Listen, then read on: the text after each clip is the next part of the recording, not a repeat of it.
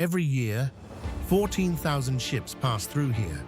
They carry 5% of all global trade: oil, grain, cars, electronics, everything the modern world runs on. This waterway changed civilization forever, and it cost 22,000 human lives to build.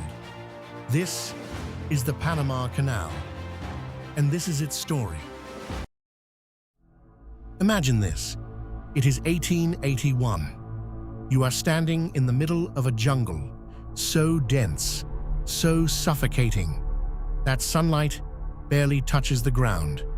The air is thick with mosquitoes, the heat is unbearable, and somewhere beneath your feet lies the most ambitious construction project the world has ever attempted.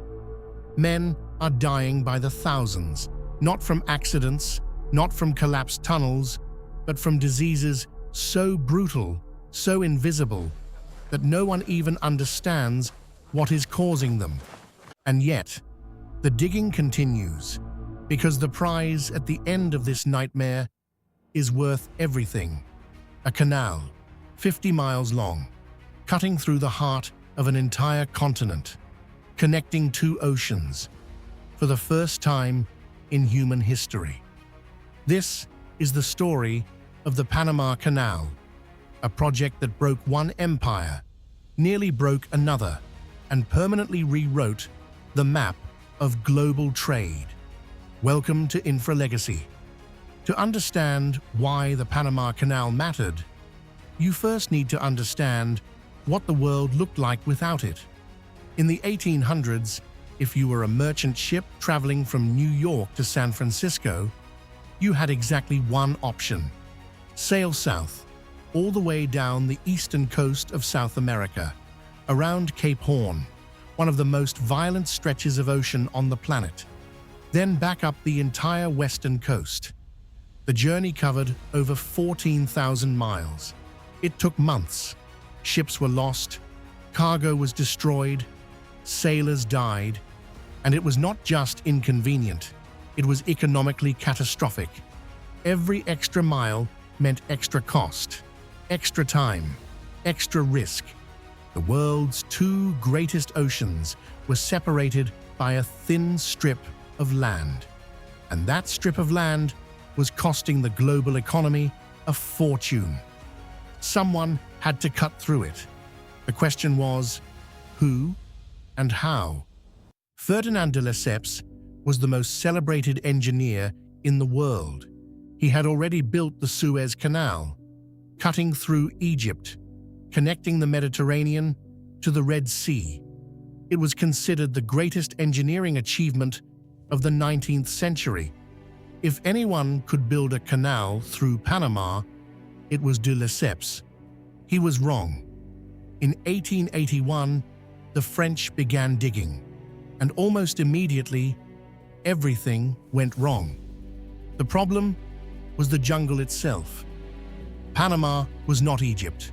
The terrain was mountainous, unpredictable, brutal. De Lesseps had designed a sea-level canal, the same approach that worked in the flat Egyptian desert. But Panama had hills rising over 300 feet above sea level. The scale of digging required was not just enormous, it was almost incomprehensible. But the mountains were not the real enemy. The real enemy was invisible: yellow fever, malaria, diseases carried by mosquitoes that nobody at the time understood. Workers arrived from across the Caribbean, from Europe, from Africa, and they died, quietly, rapidly, brutally. At the peak of the French effort, 200 workers were dying every single month. Think about that number. 200 human beings, every month, dying in a jungle, far from home, for a canal that was going nowhere. By 1889, after 8 years of digging, after spending over $287 million, equivalent to nearly $9 billion today, and after losing an estimated 22,000 lives, the French company collapsed. bankrupt, broken, defeated by jungle and disease. The greatest engineer in the world had failed, and the canal remained unbuilt. For over a decade, the jungle reclaimed everything. Massive steam shovels sat rusting in the mud. Half-dug trenches filled with rainwater. The dream of a canal seemed dead.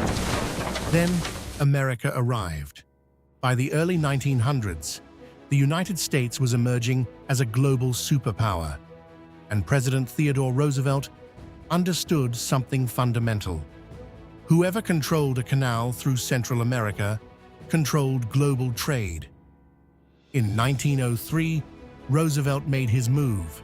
Through political pressure, financial incentives, and what historians politely call creative diplomacy, America helped Panama declare independence from Colombia. Within days, the United States signed a treaty giving them control of the Canal Zone. Roosevelt was famously blunt about it. He later said, "I took the Canal Zone and let Congress debate. The Americans had their land. Now they had to do what the French could not." They made two decisions that changed everything. First, they declared war on the mosquito. Chief Medical Officer William Gorgas understood what the French had not. Yellow fever and malaria were not caused by bad air or exhaustion. They were carried by mosquitoes. He launched the most aggressive public health campaign in history, draining standing water, fumigating buildings, screening windows, eliminating every mosquito breeding ground across the entire canal zone. Within 2 years, yellow fever was virtually eliminated from Panama. The death rate collapsed. Workers could actually survive long enough to work. Second, they changed the engineering approach entirely. Instead of a sea-level canal like the French attempted, Chief Engineer John Stevens proposed something radical: a lock canal. Instead of digging down to sea level, they would use a system of water locks to lift ships up over the mountains and lower them back down on the other side. This required building the Gatun Dam, at the time the largest dam ever constructed, creating an artificial lake that would become the largest man-made lake on Earth. It was audacious. It was expensive. It was exactly the kind of thinking the French never considered. And it worked. The numbers behind the Panama Canal are almost impossible to comprehend. Over 75,000 workers from 97 different countries working at the canal's peak. They excavated over 268 million cubic yards of earth and rock, enough material to bury the entire island of Manhattan under 12 feet of soil. They built the Gatun Dam. They constructed 3 sets of massive locks, each one a precision engineering marvel, able to lift ships weighing tens of thousands of tons as effortlessly as an elevator. They created Gatun Lake, flooding over 160 square miles of jungle. To form the waterway ships would sail across, and they did it in 10 years, where the French had failed in 8. On August 15th, 1914, as the world was descending into the catastrophe of the First World War, a cement boat named the SS Ancon made the first official passage through the Panama Canal. 50 miles, 2 oceans, 1 ditch. That changed everything. The impact on global trade was immediate. The journey from New York to San Francisco shrank from 14,000 miles to just 5,000. Shipping costs collapsed. Global trade accelerated. Today, the Panama Canal handles approximately 5% of all global maritime trade. Every year, around 14,000 ships pass through those famous locks, carrying everything from grain and oil to automobiles and consumer electronics. The canal generates over $3 billion annually for the Panamanian government, which took full control from the United States in 1999.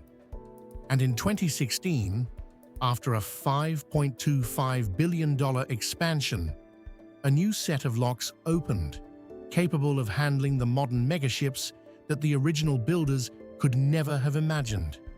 Here is what strikes me most about the Panama Canal. It was not built by geniuses in comfortable offices. It was not built by one nation. It was built by 75,000 ordinary human beings, from the Caribbean, from Europe, from across the world, who went into a jungle, faced disease and death and impossible terrain, and refused to stop digging. 22,000 people died building this canal. Their names are largely forgotten, but every ship that passes through those locks today sails on the legacy of what they sacrificed. The Panama Canal is not just an engineering achievement. It is a monument to human stubbornness, to the refusal to accept that something is impossible. And that is what Infra legacy is about. Not just the structures themselves, but the human stories behind them, the ambition, the failure, the obsession, and ultimately, the triumph.